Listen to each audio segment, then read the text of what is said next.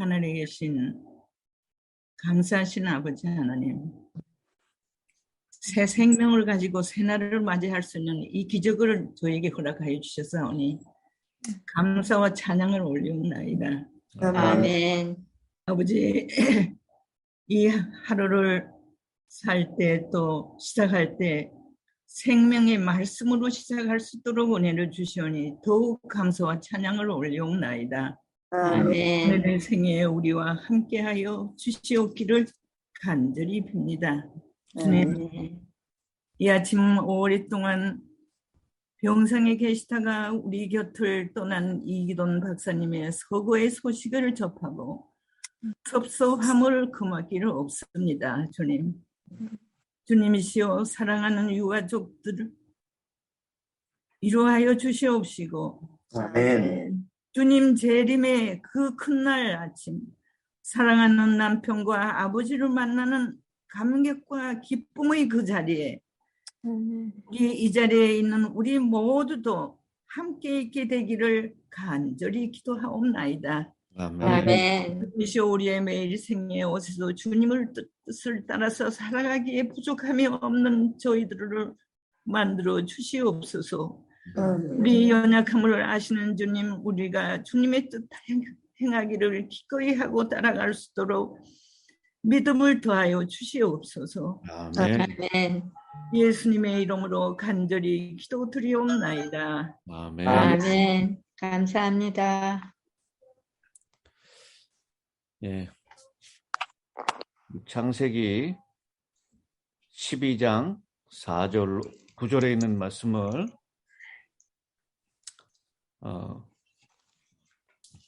이명 사모가 읽어야 되는데 누가 저희 집 앞에 지금 띵동 했네요.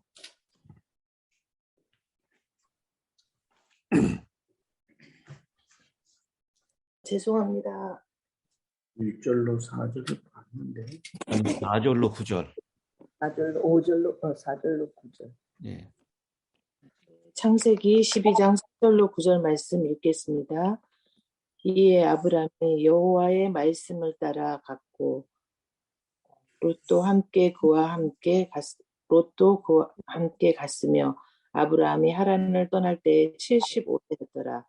아브람이 그의 아내 사레와 조카 롯과 하란에서 모은 모든 소유와 얻은 사람들을 이끌고 가나안 땅으로 가려고 떠나서 마침내 가나안 땅에 들어갔더라. 아브람이 그 땅을 지나 세겜 땅 모래 상수리 나무에 이르니 그때에 가나안 사람이 그 땅에 거주하였더라. 여호와께서 아브람에게 나타나 이르시되 내가 이 땅을 내 자손에게 주리라 하신지라. 자기에게 나타나신 여호와께서 그가 그곳에서 제단을 쌓고 거기서 베델 동쪽 산으로 옮겨 장막을 치니 서쪽은 베델이요 동쪽은 아이라. 그가 그곳에서 여호와께 제단을 쌓고 여호와의 이름을 부르더니 점점 남방으로 옮겨 갔더라. 이 땅에 기근이 됐습니다. 거기까지입니다. 죄송합니다.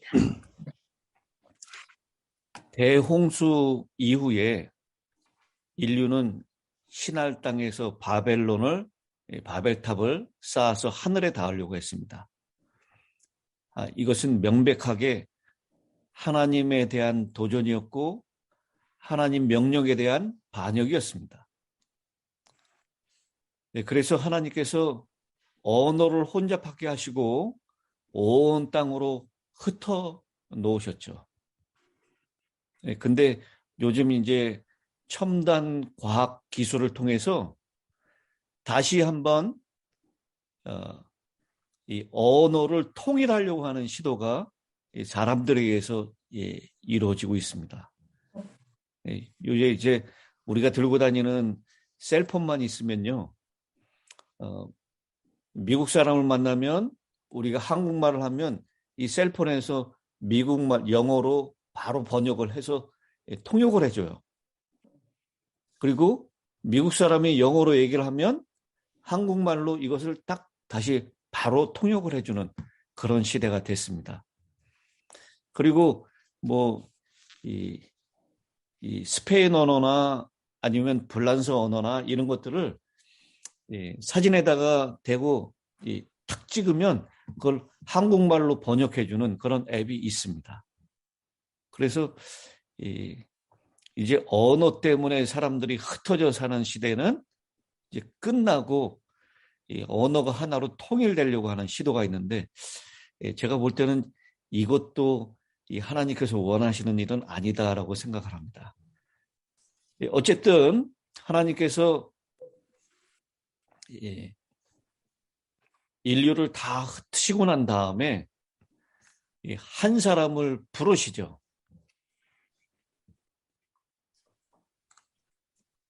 12장 1절에 나와 있는 대로 여호와께서 아브라함에게 이르시되 하면서 아브라함을 부르는 장면이 12장 1절부터 시작이 됩니다. 그리고 오늘 본문인 4절은 이 아브라함이 여호와의 무엇을 따라갔고? 말씀을 쫓아 여호와의 말씀을 따라갔고라고 말씀합니다. 여러분, 이 아브라함이 여호와의 말씀을 따라간 이유가 무엇일까요? 그는 믿음이 있어. 여호와를 믿었기 때문에 그분이 하시는 말씀은 그대로 순종할 수 있는 믿음이 있었던 것입니다. 그때 아브라함의 나이가 몇 살이었다고요? 75세. 75세. 사라의 나이는 65세. 65세죠. 아브라함 75세, 사레 65세의 나이에 아브라함은 175세까지 살았고요. 사레는 127세까지 살았습니다.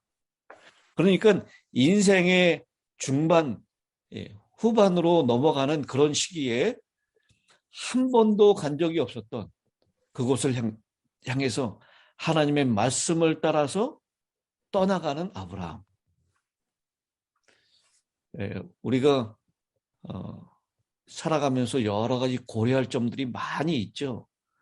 환경과 상황, 또 이 모든 것들이 고려될 대상들이 많이 있습니다. 제가 이 액특교회에 있을 때 한 청년이 이제는 뭐 이제 이 장년이 되었죠. 그 청년도요. 근데 서울에서 살다가 이 페이스북에 보니까 이 제주도로 이사를 간다 그래요. 그래서 그 친구들이 이제 어떻게 제주도까지 이사를 가게 됐냐고. 그럼 너 일을 어떻게 하느냐 그랬더니 아이들하고 부인만 제주도로 보내고 자기는 서울에서 여전히 일을 하면서 왔다 갔다 할 것이다. 그렇게 얘기하더라고요. 어이구. 이거 쉽지 않은 결정입니다. 근데 제주도에서 살아보는 게 꿈이었다 그래요. 그래서 이 자녀들하고 같이 제주도로 이사를 하는 거예요. 이야, 이거 대단한 결정이죠. 그런데 아브라함이 자기가 살던 곳, 고향 사람들이 있고 아비 집이 있었던 그곳을 떠나라라고 하는 명령을 따라서 이것저것 복잡하게 얽혀져 있던 환경과 사정들을 고려하지 않고 하나님의 말씀을 따라서 떠났다라고 하는 것. 이것은 아주 대단한 믿음이 아닐 수 없는 것입니다. 제가 이 한 도표를 좀 보여드리려고 하는데요. 전화로 참석하신 분들은 볼 수가 없지만 여러분이 이걸 한번 좀 보시기 바랍니다. 보이시나요? 네. 네. 조금 화면을 키워보겠습니다. 이게 무슨 표냐면 아브라함이 아담부터 아브라함까지 이렇게 좀 흐린 하늘색은 생존 연령이에요. 그리고 진한 네이비색인가요, 이게요? 출생연대입니다. 그러니까 아담이 130살에 셋을 낳은 거예요. 그러니까 아담이 존재할 때부터를 영년으로 치면 그걸 우리가 AM이라고 그러죠. 영년이라고 치면 아담이 930세까지 살은 것입니다. 그리고 셋은 아담이 태어나서 130살에 태어났으니까 AD 130년에 태어난 거예요. 그래서 AD 1000년이 넘게 살았습니다. AM이라고 그러죠. 그렇게 따져보니까요. 도표로 딱 한눈에 보일 수 있죠. 아담이 죽을 때 누구까지 태어났어요? 헤녹, 무두셀라, 무두셀라도 무두셀라. 태어났고 누구도 태어났어요. 라멕이요? 예, 라멕도 태어났죠. 이 도표 보시는 법 아시겠죠? 네. 아담이 여기 죽어서 쭉 여기까지 오면 라멕까지도 태어난 거예요. 그러니까 아담의 9대손 네. 라멕까지 있을 때 아담이 살았다는 거죠. 9대손이다. 예, 9대손. 이 노아가 10대손인데 아담의 이 노아는 아담이 죽고 조금 있다가 태어난 것입니다. 그리고 여기 붉은 선이 보이죠? 네. 가운데 요게 홍수가 난 해예요. 네. 홍수가 누가 죽을 때 일어났다고요? 무두셀라.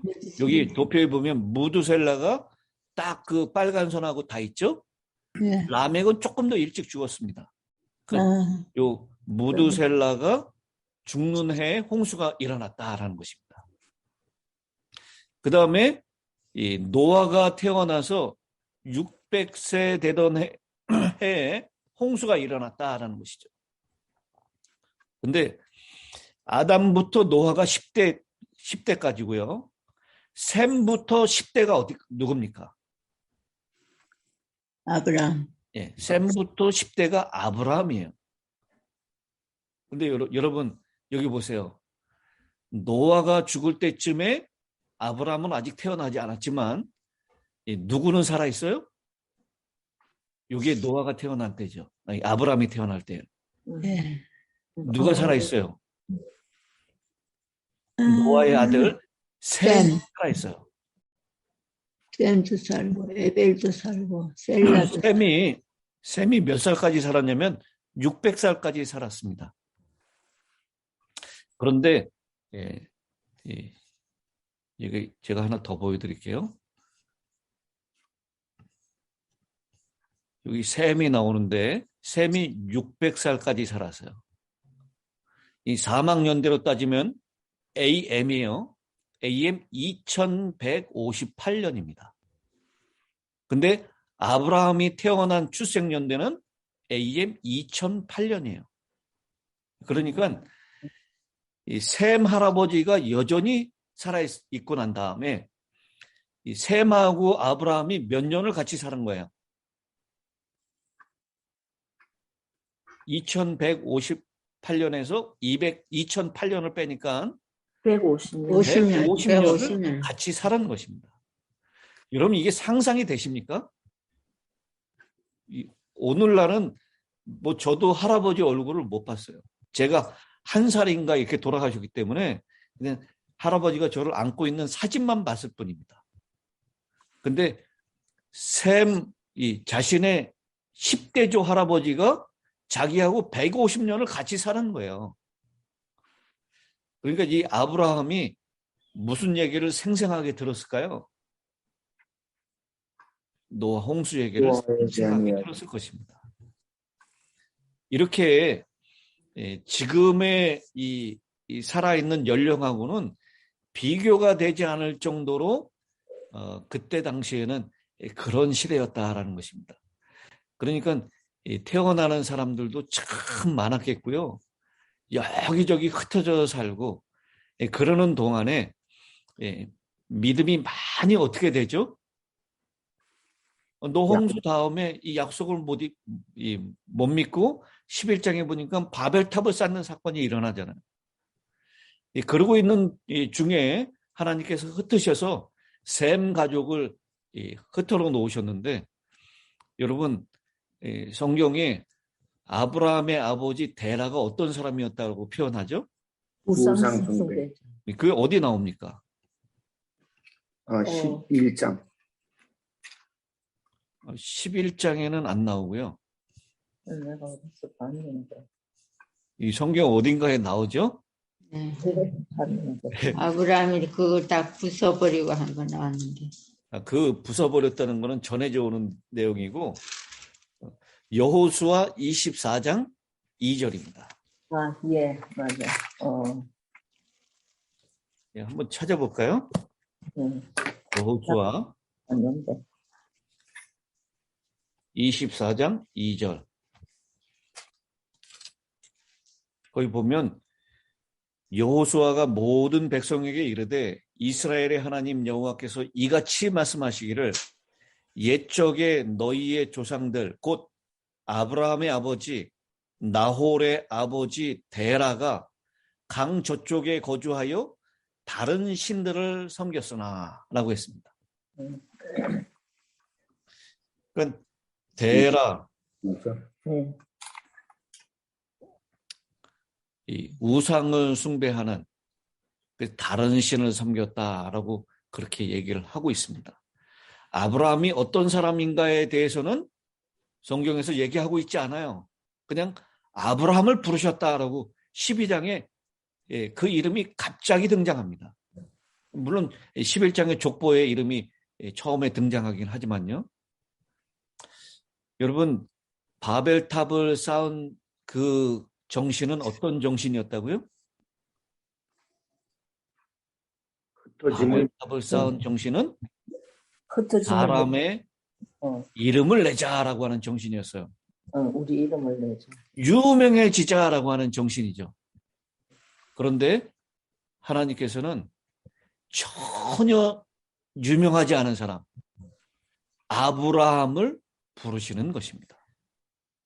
아브라함은 정말 유명한 사람이 아니에요.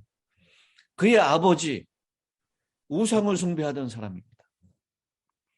그런데 하나님께서 아브라함을 부르셔서 전혀 존재도 없었고 이름도 없었던 아브라함을 부르셔서 하나님의 뜻을 이루어나가는, 특별히 히브리의 백성으로 히브리 조상들을 삼으셨다라고 하는 것. 그것은 무명한 자 같으나 유명한 자여라고 하는 이 사도 바울의 표현이 떠오르게 하지 않습니까? 우리는 유명해질 필요가 없습니다. 사람들에게 많이 알려질 필요도 없어요. 그러나 아브라함처럼 하나님이 부르시면 그 말씀을 따라서 그저 순종하면 되는 것입니다. 아브라함이 하나님의 말씀을 따라 4절에 여호와의 말씀을 따라 갔다라고 얘기하고 있어요. 근데 아브라함이 가는데 누구도 같이 갑니까? 조카 롯. 조카 롯도 같이 가요. 그래서 이 롯을 어떤 사람이라고 표현하고 있습니까?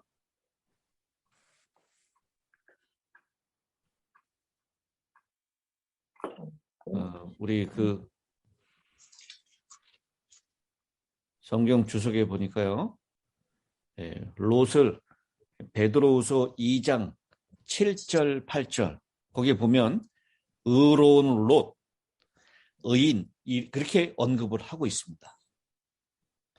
이 롯은 아브라함의 모든 친척들 중에서 오직 삼촌을 따라 나선 사람은 롯밖에 없었어요.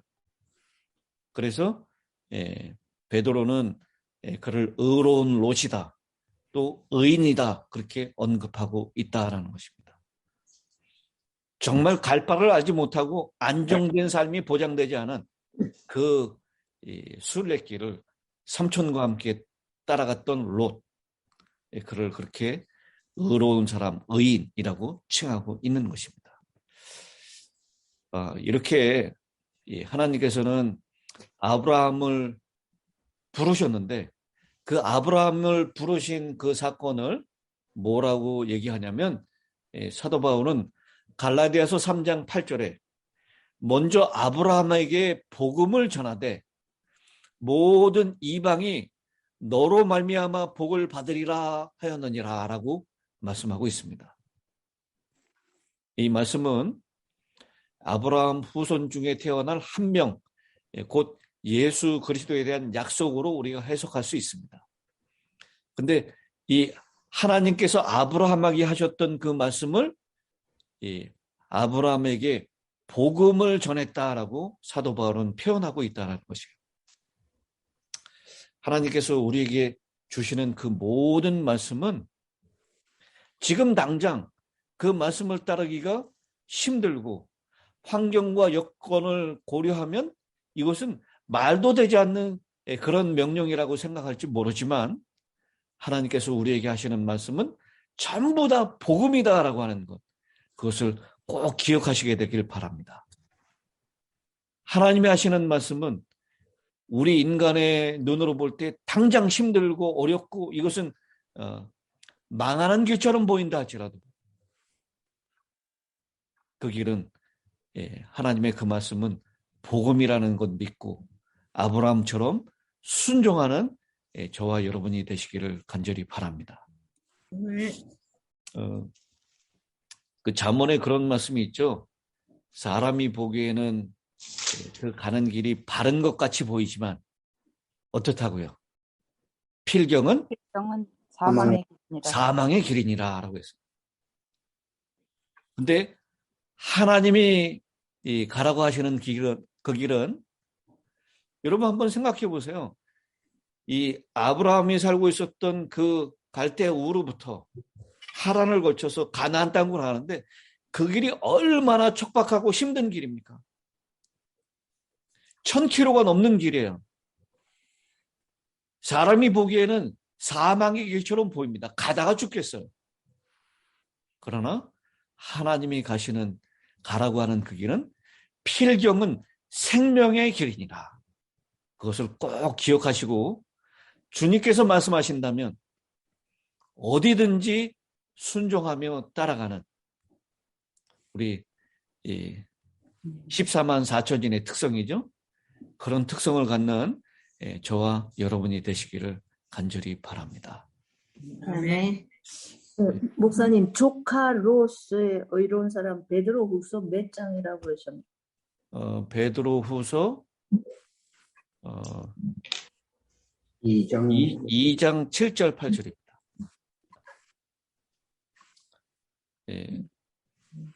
그리고 아브라함은 가나안 땅 어디로 들어갔다라고 얘기하죠? 가나안 땅. 6절에 보니까 아브라함이 그 땅을 지나 세겜 땅 모래 상수리 나무라고 표현하고 있죠. 그 모래 상수리 나무에 갔더니 거기에 누가 거주하고 있어요? 6절 후반부에 가나안 사람이 그 땅에 거주하였더라 그랬어요. 7절에 여호와께서 아브라함에게 나타나 이르시되 내가 이 땅을 네 자손에게 주리라 하시니라. 자기에게 나타나신 여호와께 그가 그곳에서 제단을 쌓고 거기서 베델 동쪽 산으로 옮겨 장막을 치니 서쪽은 베델이요 동쪽은 아이라. 그가 그곳에서 여호와께 제단을 쌓고 여호와의 이름을 부르더니 점점 남방으로 옮겨갔더라. 여기 모래상수리 나무라고 하는 지명이 언급되어 있습니다. 굉장히 자주 들었던 이 지명이죠. 네. 모래상수리 나무. 우리 재림교회 주석에서는 이 모래라고 하는 것 그리고 상수리 나무라고 하는 표현을 이렇게 얘기하고 있습니다. 이 모래라고 하는 뜻은 선생, 가르치는 사람을 의미한다라고 얘기해요. 그래서 이 주석가들은 이 모레라는 이름을 통해서 아브라함이 거기서 하나님께 가르침을 받았다라고 그렇게 해석을 하기도 합니다. 혹은 상수리 나무, 상수리 나무는 뭐 우리가 도토리하고 비슷한 나무잖아요. 오크나무.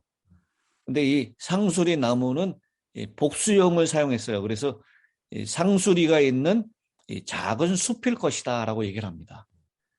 그 작은 숲이 유명한 어떤 선생의 소유라고 하는 암시로 설명하기도 합니다. 그래서 그 모래상수리 나무라고 하는 것은 이 하나님께서 아브라함을 그곳에서 가르치셨다. 선생이 되셔서 가르치셨다. 그래서 이 오크나무가 있는 선생이 있는 곳이라고 하는 그런 뜻이다라고 주석가들은 얘기를 합니다. 저도 이 창세기를 다시 공부를 하면서 전에는 그냥 모래상수리 나면 그 상수리 나무가 있는 곳이구나 그렇게 생각했는데 그런 뜻이 있다는 것을 이번에 다시 한번 좀 배우게 되었습니다. 그 모래상수리 나무 거기를 이르게 되고 거기에서 아브라함이 제일 먼저 한 것이 뭐라고요? 계단을 쌓았다라고 얘기를 하고 있습니다. 노아가 방주에서 나오자마자 무엇을 했어요? 계단을 쌓았습니다. 아브라함이 가나안 땅에 들어와서 이 하나님께 약속을 받죠. 네 자손들이 이 땅을 차지할 것이다. 하나님의 가르침을 받고 난 다음에 제일 먼저 가나안 땅에 산 것은 제단을 쌓는 일이었습니다. 그리고 남방으로 점점 옮겨갔다라고 했는데 여러분 그 부조화 선지자에 보면 아브라함이 가는 곳마다 뭘 했다 그래요? 제단을 쌓았다라고 했어요. 그리고 그 제단을 쌓은 것이 사람들이 다니면서 그걸 볼 수 있었을까요? 보면서 누가 지나갔다는 걸 알았다. 제가 전에 한번 이 남방으로 옮겨갔더라 이 본문을 가지고 한번 제가 설교를 한번 드린 적이 있었죠. 기억하시는 분이 계신지 모르겠지만 아브라함이 제단을 쌓은 것을 보고 지나다니는 사람들이 아브라함이 여호와께 예배를 드렸던 곳이다라고 이게 바로 전도였다라고 얘기를 했습니다. 우리가 가는 곳마다 제단을 쌓게 된다면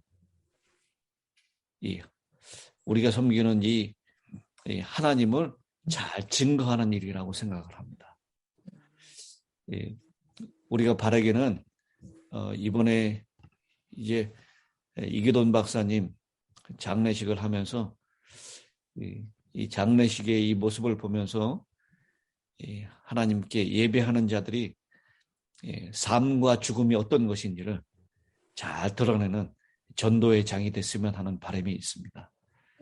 여러분 아직 일정은 정해져 있지 않지만 그 일을 통해서 이 하나님께서 영광을 받으시고 유족들과 우리 모든 성도들이 큰 위로를 받고 그리고 하나님 섬기는 자가 죽음을 통해서도 어떻게 하나님을 증거하는지를 드러내는 그런 복된 그런 장례식이 될 수 있도록 지금부터 계속 기도해 주시기 바랍니다.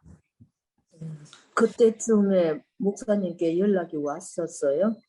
아니요, 제가 연락을 드렸었는데 그렇게 돌아가셨다고 하시더라고요. 자, 그러면 우리 최영복 목사님 마지막 끝 기도를 부탁드리겠습니다. 네, 기도 드리겠습니다. 고마우신 아버지, 갈 바를 알지 못하고 떠났던 아브라함의 삶을 상고했습니다. 그래서 그는 믿음으로 발걸음을 옮겼습니다. 우리는 갈 바를 알고 미국 땅에 왔습니다.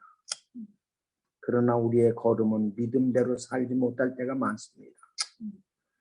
주께서 오늘 하루도 우리의 걸음을 믿음 안에 살게 해주시고 하나님 영광을 위해서 살아가게 해주시옵소서. 아멘. 우리와 함께 예배드리던 하늘 가족 이 박사님이 어제 유명을 달리하셨습니다. 하나님, 누구나 가는 길이지만 슬픔 가운데 있는 유족을 위로해 주시되 사모님에게 힘과 용기를 허락해 주시옵소서. 아멘. 하루도 하나님 우리와 함께 해 주셔서 옮기는 걸음마다 하나님께 영광이 되고 살아가는 목적이 분명하도록 지켜 주시옵소서. 아멘. 주님 이름으로 간절히 기도합니다. 아멘.